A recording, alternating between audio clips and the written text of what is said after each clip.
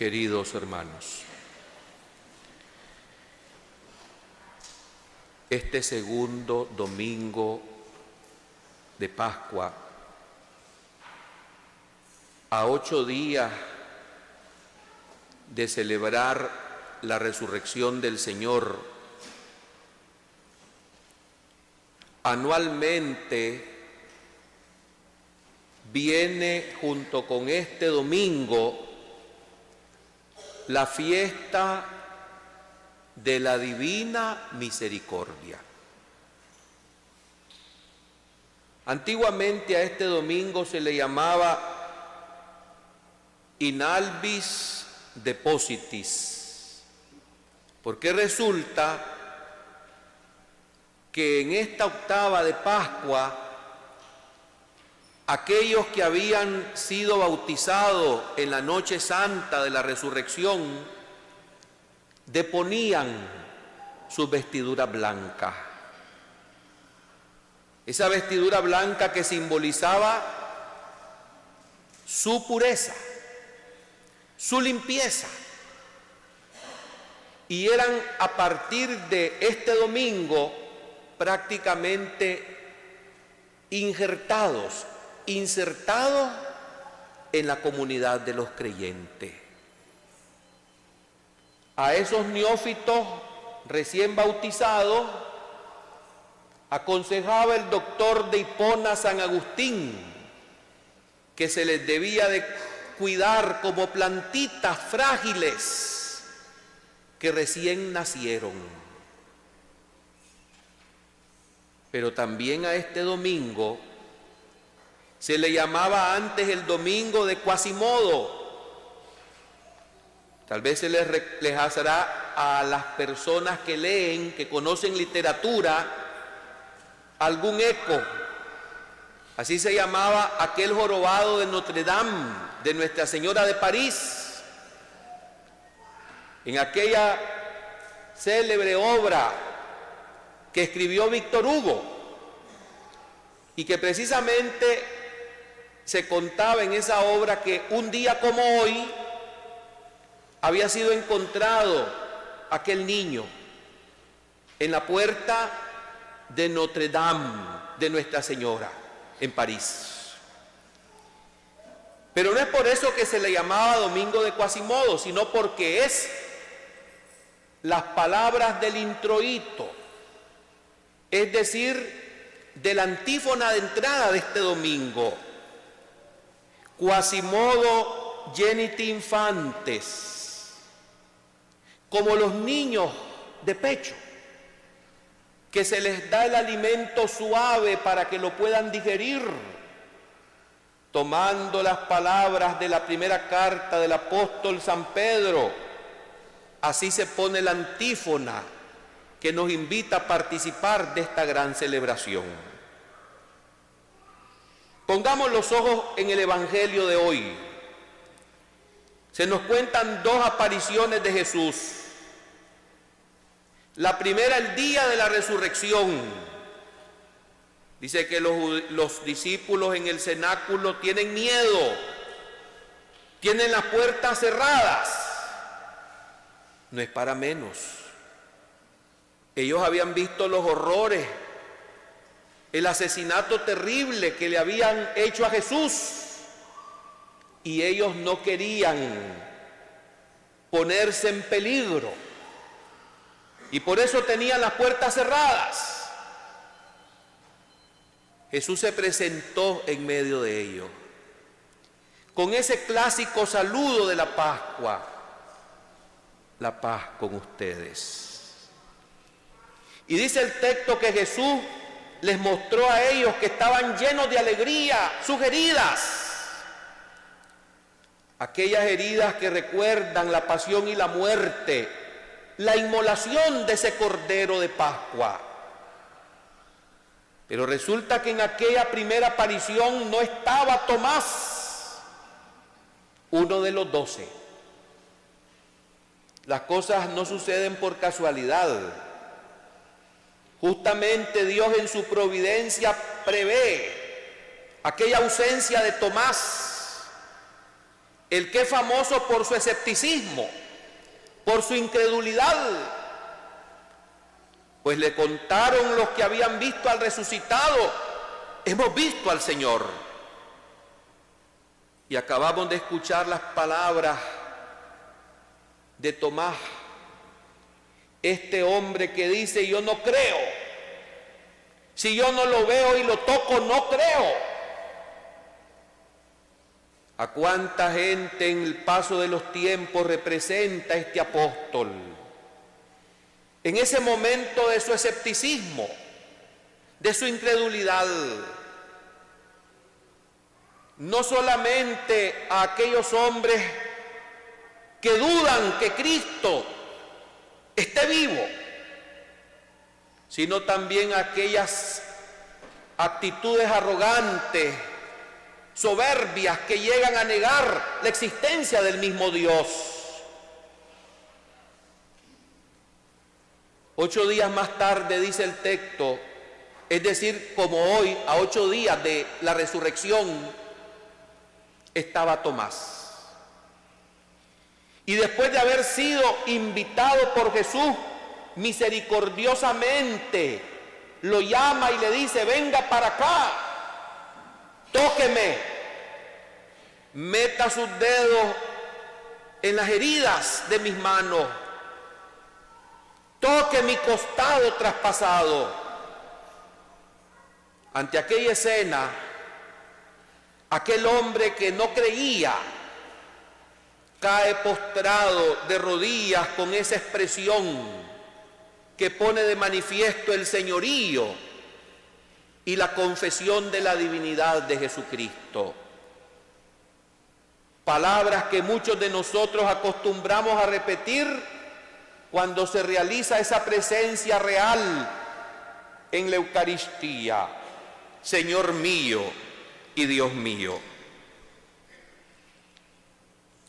Definitivamente que todas estas actitudes denotan la misericordia y el amor infinito de Jesús para los suyos. Toda la Sagrada Escritura es un cántico de ese atributo maravilloso que alcanza, podemos decir, su máxima expresión justamente en la hora en que Jesús está siendo inmolado por nuestros pecados en el árbol de la cruz.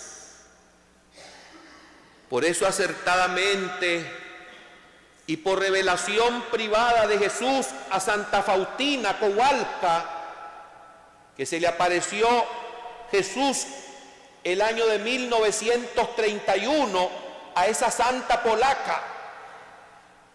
Por eso Jesús pide que comience la novena a su infinita misericordia, precisamente cada Viernes Santo, en esa hora en que Él entrega a su Padre el Espíritu, en que muere, y muriendo por nosotros pecadores, nos abre las puertas del cielo que estaban cerradas por el pecado, por la desobediencia, por la arrogancia del hombre.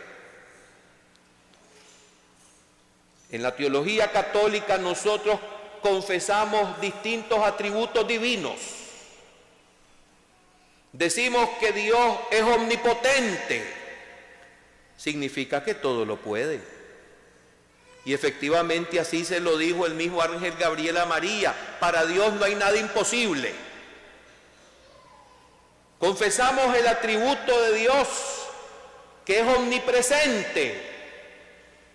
Yo recuerdo que estando de niño en el catecismo, una pregunta fundamental que se nos hacía de parte del catequista cuando se enseñaba el catecismo de verdad: ¿dónde está Dios? Y uno, después de haber estudiado aquel catecismo, decía: pues Dios está en el cielo, en la tierra y en todo lugar. Y eso significa su atributo de omnipresencia. Pero también Dios, en la misma Sagrada Escritura, ya en la historia de la salvación allá en el Antiguo Testamento se revela como un Dios compasivo, misericordioso y fiel. Así cuando Moisés le pide a Dios, déjame ver tu rostro, Yahvé Dios le contesta en el monte Sinaí, en medio de una maravillosa teofanía: mi rostro no lo puedes ver, pero te mostraré mis espaldas. Y en esa paulatina revelación maravillosa, cuenta el libro sagrado que desfila Yahvé Dios ante Moisés con estas palabras: yo soy el Señor, un Dios compasivo, misericordioso y fiel. Justamente esto nos viene a repetir Jesús, que es la misericordia encarnada del mismo Dios.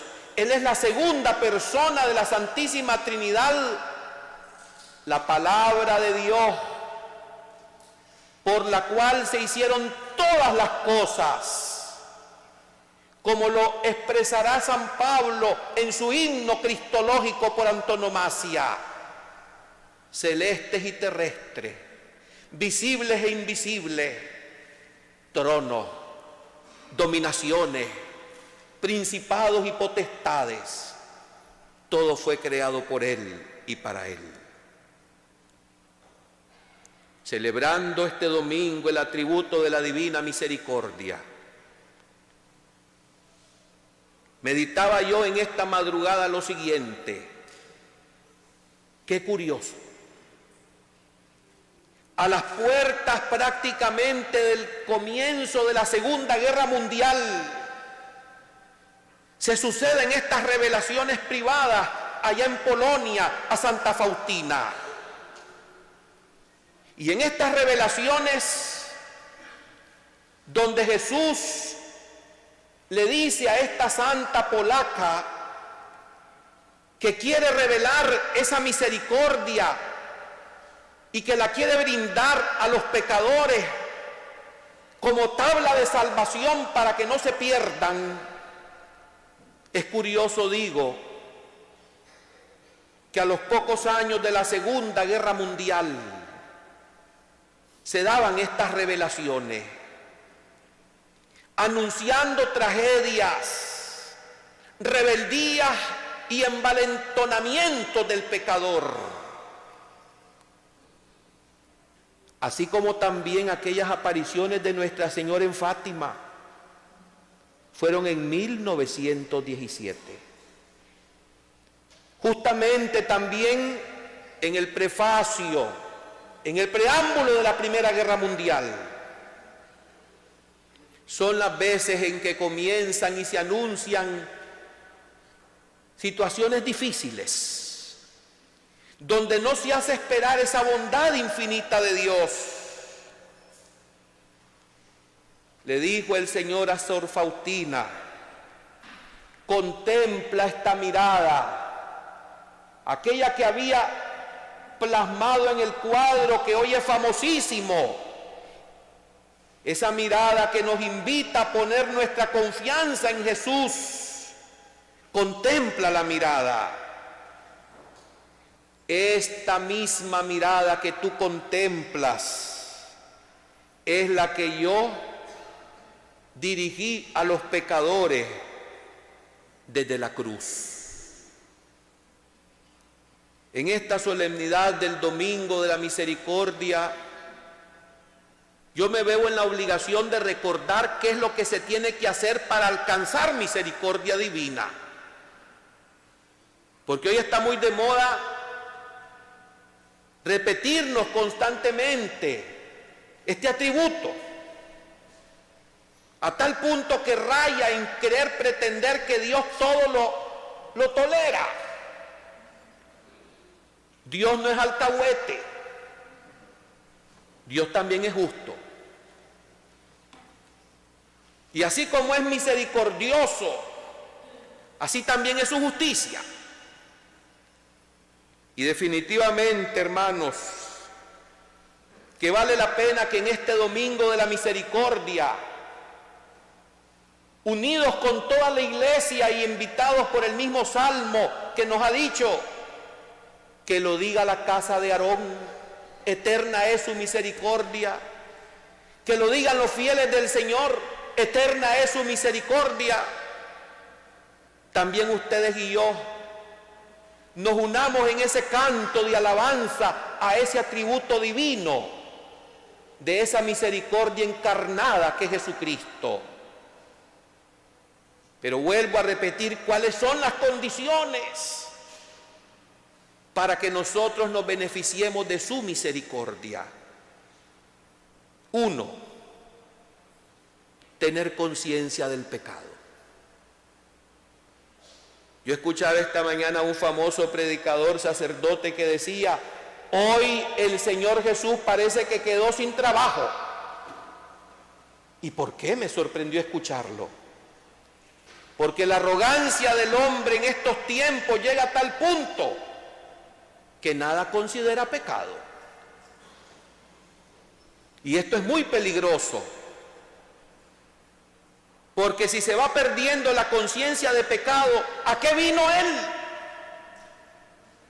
Él vino a llamar no a los justos, sino a los pecadores. Y lo primero que toca es saberme pecador. Segundo, tengo que estar arrepentido del mal cometido. Si no tengo arrepentimiento del mal que he incurrido, no me voy a beneficiar de la misericordia divina. Mujer, le preguntó Jesús, aquella que iba llevada a empellones por los hipócritas fariseos para que la apedrearan. Después que se fumaron, después que Jesús dijo: el que esté libre de pecado, que le tire la primera piedra. Mujer, ¿dónde están tus acusadores? Se fueron. Vete en paz y no peques más. Esta es otra condición que nosotros debemos tener presente.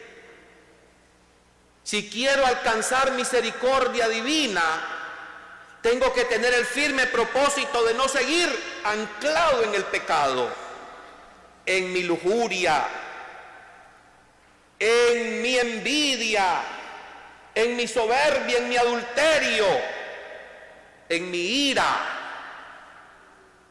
Mientras yo no esté decidido a pedir perdón, arrepentido y a tener firme propósito de no volver a cometer aquellos pecados, no vamos a alcanzar la misericordia por mucho que levantemos los brazos y digamos aleluya, aleluya. Imposible. La gracia especial de este atributo divino en estos tiempos turbulentos es necesaria. Pero estos tiempos también necesitan convertirse, porque sin conversión no hay perdón de los pecados. Hoy, hermanos, en este domingo de la Divina Misericordia, pidamos esta gracia. Eso que tantas veces pedimos en la coronilla,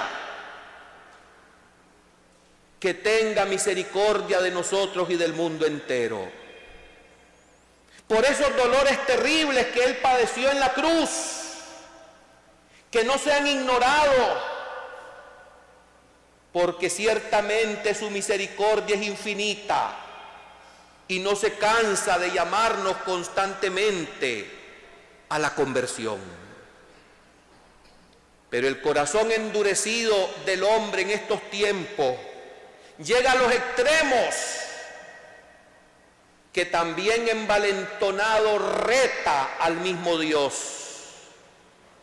queriendo llamar pecado únicamente a lo que le convenga, según estos tiempos de hipocresía que estamos viviendo. La Iglesia tiene que enseñar esta doctrina siempre, Y aunque nos canta la infinita misericordia de Jesucristo, nos tiene también que enseñar esta doctrina completa en la que se nos invita para que, arrepentidos del mal cometido, pidamos el perdón de los pecados que hemos incurrido. No hay peor ciego que el que no quiera ver, ni peor sordo que el que no quiera oír. Mucha aleluya, aleluya en Pascua, pero definitivamente que si no hemos roto esas cadenas que nos han esclavizado, no vamos a celebrar esta Pascua y estos días que dicen ser de alegría y no serán reales en su alegría si seguimos siendo los mismos hipócritas, malvados, calculadores, iracundos, soberbios, lujuriosos, ambiciosos. Eterna es esa misericordia de Dios, pero quiere que ustedes y yo abramos de par en par las puertas del corazón. Este corazón no tiene ese rojo por fuera, sino solo por dentro. Y este Jesús, buen pastor, misericordia infinita, toca el corazón, pero respeta la libertad y la decisión del hombre. Y cuán importante es que ustedes y yo abramos este corazón a esa misericordia copiosa e infinita que nos quiere regalar el Señor. Que lo diga la casa de Aarón, eterna es su misericordia. Que lo diga la casa de Israel, eterna es su misericordia. Pero la mejor manera de decirlo es en la coherencia de lo que dicen nuestros labios y de cómo vivimos.